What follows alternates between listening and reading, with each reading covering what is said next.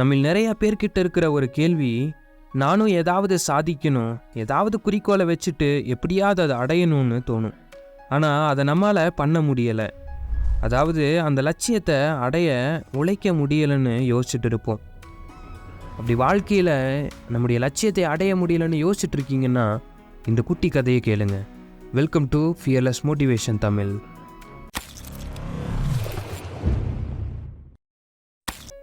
ஒருவரின் விலை உயர்ந்த காரை ஒரு சிறுவன் வியப்புடன் பார்ப்பதை பார்த்தார். அந்த சிறுவனின் ஆசையை அறிந்து கொண்ட அவர் சிறுவனை காரில் உட்கார வைத்து கொஞ்ச தூரம் ஓட்டினார்.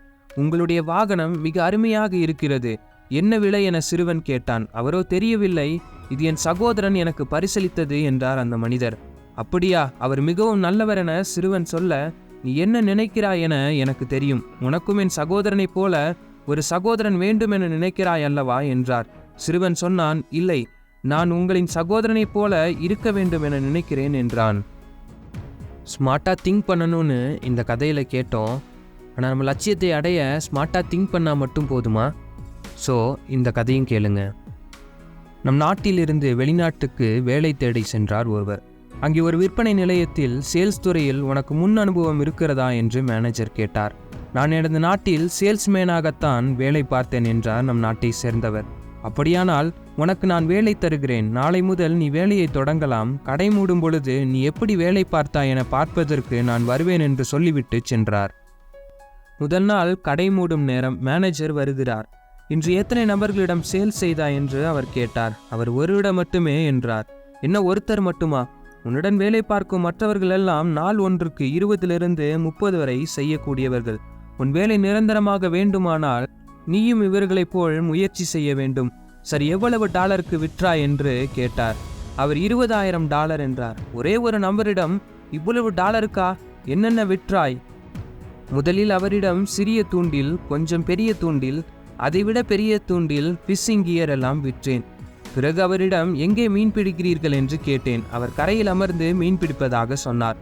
உடனே நமது போட்டிங் டிபார்ட்மெண்ட் சென்று ஒரு போட்டை விற்று கொடுத்தேன். அவர் என்னுடைய கார் இந்த போட்டை இழுக்குமா என்று தெரியவில்லையே என்றார். நான் நமது ஆட்டோமோட்டிவ் டிபார்ட்மெண்ட் சென்று ஒரு ட்ரக்கை விற்று கொடுத்தேன். பின்னர் அவரிடம் நீங்கள் எங்கு தங்கியிருக்கிறீர்கள் என்று கேட்டேன். இப்போதைக்கு இடம் எதுவும் இல்லை என்று சொன்னார். உடனே நான் அவருக்கு 4 பேர் தங்கக்கூடிய அளவுள்ள டென்ட்டும் விற்று கொடுத்தேன்.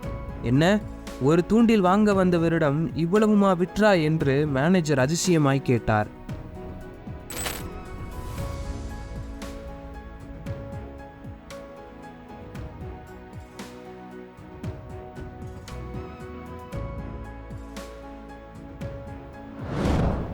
நாம் கேட்ட 2 கதைகளிலும் நமக்கு கற்றுத்தருகிற 2 முக்கியமான விஷயம் smart thinking and smart work.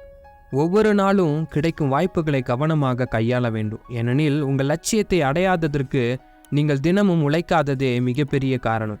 மனுஷங்க நாம் எப்பொழுதுமே ஸ்மார்ட்டாக திங்க் பண்ணிடுவோம், ஆனால் அதற்கான முயற்சியும் உழைப்பையும் செய்ய மாட்டோம்.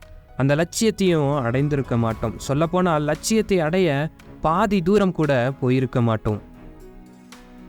குறிக்கோளை அடைய முழு உழைப்பு நமக்கு தேவை. ஒரு தேனீ கூட்டிலிருந்து நாம் தேன் எடுக்கும்போது நிறைய தேன் இருக்கும். அந்த தேனெல்லாம் ஒரே நேரத்தில் சேமித்து வைத்ததில்லை. ஒவ்வொரு நாளும் தேனீக்கள் பூக்களிலிருந்து எடுத்து உழைத்து சேமித்து வைத்தது தான் அவ்வளவு தேனும்.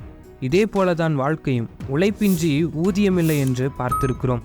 உங்கள் லட்சியத்தை அடைய யோசித்து பிளான் போட்டுட்டு இருந்தால் போதாது, அந்த லட்சியத்தை அடைய உழைக்க வேண்டும். மனம் தளராத கடைசி சாவிதான் பெரும்பாலும் கதவை திறக்கும்.